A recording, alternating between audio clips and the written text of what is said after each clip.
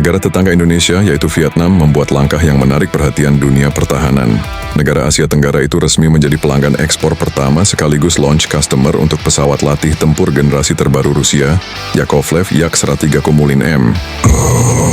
Keputusan itu bukan hanya menunjukkan eratnya hubungan kerjasama pertahanan antara Vietnam dan Rusia, tetapi juga menjadi sinyal bahwa Vietnam ingin mempercepat modernisasi kekuatan udaranya dengan platform yang bahkan belum sepenuhnya menyelesaikan seluruh proses pengujian resmi di negara asalnya. Informasi tersebut terungkap saat Presiden Rusia Vladimir Putin melakukan kunjungan ke pabrik penerbangan Irkut pada 24 Juli 2026. Dalam kesempatan itu, CEO perusahaan Andrei Shinov mengumumkan bahwa Angkatan Udara Vietnam telah menandatangani kontrak pembelian sebanyak 18 unit Yak-103 Kumulin. Pengumuman tersebut langsung menarik perhatian para pengamat militer karena menjadikan Vietnam sebagai negara pertama di dunia yang memesan varian terbaru Yak-103 kepada Vietnam untuk kebutuhan operasional. Yang membuat keputusan ini semakin menarik adalah waktunya. Kontrak tersebut ditekan hanya sekitar 1 bulan setelah prototipe Yak-136 melaksanakan penerbangan perdana pada 25 Juni 2026. Artinya, Vietnam berani berkomitmen membeli pesawat yang masih berada dalam fase pengembangan lanjutan dan bahkan belum menyelesaikan rangkaian uji coba negara, State Flight Trials, yang dijadwalkan baru akan berakhir pada Desember 2028. Lalu, mengapa Vietnam mengambil langkah yang tergolong berisiko ini? Bukankah lazimnya sebuah negara menunggu seluruh proses pengujian selesai sebelum melakukan pembelian dalam jumlah besar? Justru disinilah letak keuntungan yang kemungkinan sedang diburu oleh Vietnam.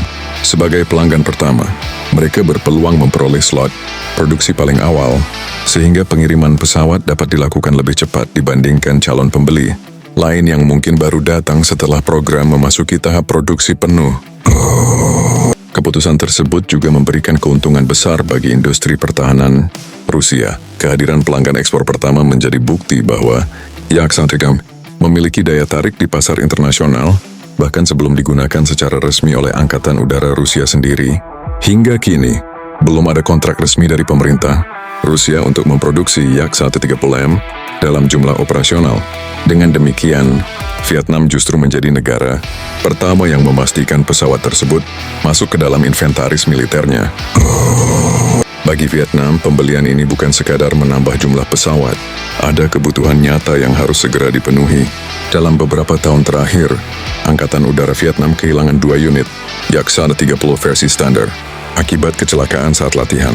Insiden pertama terjadi pada November 2024, sementara kecelakaan berikutnya berlangsung pada Januari 2026.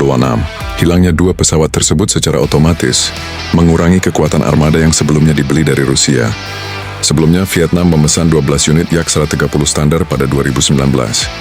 Setelah 2 kecelakaan tersebut, jumlah pesawat yang masih dapat dioperasikan tinggal 10 unit. Dengan tambahan kontrak pembelian 18 unit Yak-103M, total armada Yak-130 milik Vietnam nantinya akan mencapai 28 unit aktif dari total 30 pesawat yang pernah dipesan. Jumlah tersebut sudah cukup besar untuk membentuk satuan udara dengan kekuatan yang jauh lebih besar dibandingkan sebelumnya. Namun yang lebih penting bukanlah sekadar jumlahnya. Varian Yak-130M membawa kemampuan yang jauh lebih unggul dibandingkan Yak-130 generasi awal. Jika versi sebelumnya lebih dikenal sebagai pesawat latih tempur lanjutan, maka Yak-130M kini mulai bertransformasi menjadi pesawat tempur ringan multirole yang mampu menjalankan berbagai misi operasional. Pesawat ini dapat melaksanakan misi pertahanan udara, menyerang sasaran darat menggunakan senjata berpemandu presisi, hingga menghadapi ancaman modern seperti drone dan kapal tanpa awak. Peningkatan kemampuan tersebut berasal dari modernisasi sistem avionik. Lebih dari separuh perangkat elektronik di dalam pesawat telah ditingkatkan dibandingkan versi sebelumnya. Salah satu pembaruan paling penting adalah pemasangan radar BRLS-130R yang memberikan kemampuan deteksi dan penargetan lebih baik dalam berbagai kondisi operasi. Keberadaan radar AESA tersebut membawa perubahan yang sangat signifikan. Pada Yak-130 standar, kemampuan mendeteksi sasaran masih cukup terbatas sehingga lebih banyak bergantung pada informasi dari radar darat atau jaringan pertahanan udara. Kini, Yak-130 mampu mencari, melacak, sekaligus mengunci target secara mandiri. Hal ini membuat pesawat memiliki fleksibilitas yang jauh lebih tinggi ketika beroperasi di wilayah yang minim dukungan radar darat. Selain radar baru, Yak-130M juga dibekali sistem optik elektronik SOLT-130K yang memungkinkan pilot menemukan dan mengidentifikasi target, baik pada siang maupun malam hari dengan tingkat akurasi yang lebih tinggi. Untuk meningkatkan peluang bertahan hidup di medan tempur modern, Rusia juga memasang sistem perlindungan diri Presiden S-130. Sistem ini dirancang untuk mendeteksi berbagai ancaman, seperti rudal berpemandu inframerah maupun radar, sekaligus memberikan perlindungan melalui sistem penanggulangan elektronik terhadap serangan musuh. Kemampuan komunikasi juga tidak luput dari pembaruan. Yak-130mm menggunakan sistem komunikasi taktis KSS-230 yang memungkinkan pertukaran data secara real-time dengan pesawat lain maupun pusat komando. Dengan kata lain, pesawat ini tidak lagi bekerja sendiri, melainkan menjadi bagian dari jaringan peperangan modern yang mengutamakan pertukaran informasi secara cepat. Lalu bagaimana dengan persenjataannya? Disinilah peningkatan paling mencolok terlihat.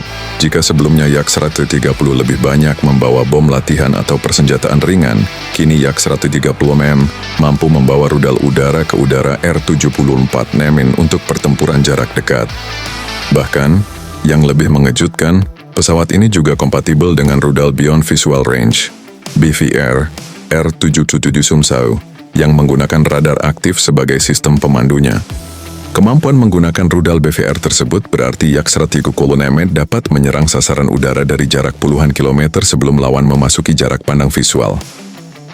Fitur seperti ini sebelumnya lebih identik dengan jet tempur kelas menengah atau berat, bukan pesawat latih.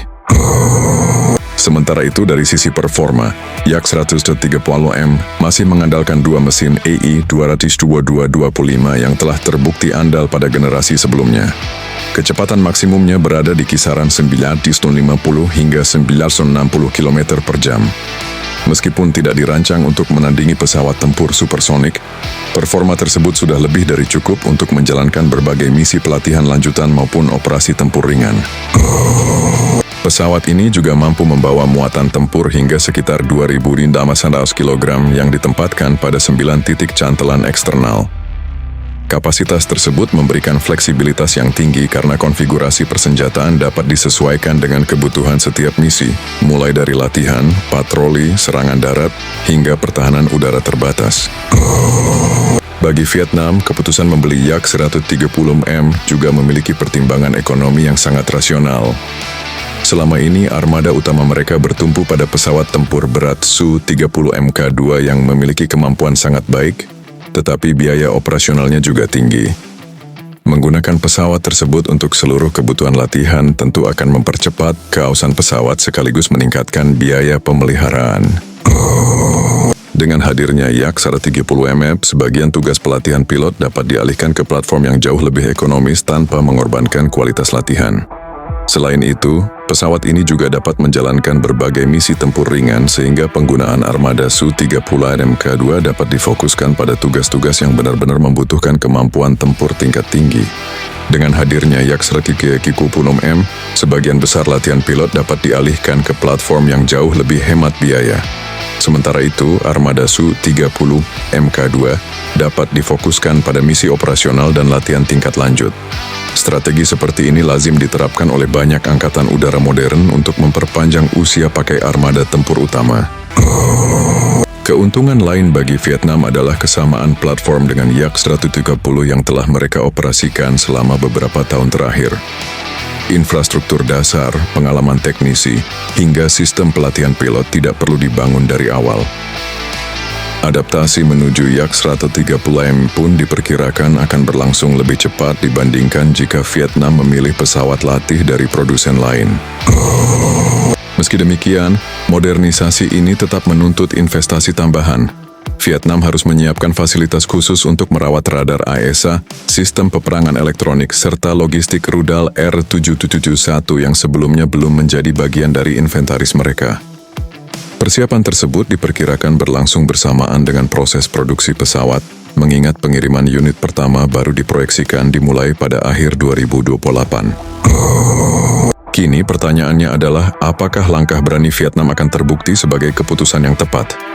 Jika seluruh proses pengembangan Yak 130 mm berjalan sesuai rencana dan performanya memenuhi harapan, Vietnam bukan hanya akan memperoleh pesawat latih modern, tetapi juga sebuah platform tempur ringan multi-role yang mampu menjalankan berbagai misi dengan biaya operasional yang relatif rendah. Di sisi lain, keberhasilan kontrak ini juga berpotensi membuka jalan bagi Rusia untuk menawarkan Yak 130M kepada negara-negara lain yang membutuhkan pesawat tempur ringan berkemampuan modern tanpa harus membeli jet tempur berat yang jauh lebih mahal. Dengan menjadi pelanggan ekspor pertama, Vietnam telah mengambil langkah yang berani sekaligus strategis. Kini, dunia pertahanan akan menantikan apakah keputusan tersebut benar-benar mampu meningkatkan kekuatan Angkatan Udara Vietnam dan menjadikan Yak 130M sebagai salah satu pesawat tempur ringan paling diminati di pasar internasional pada masa mendatang.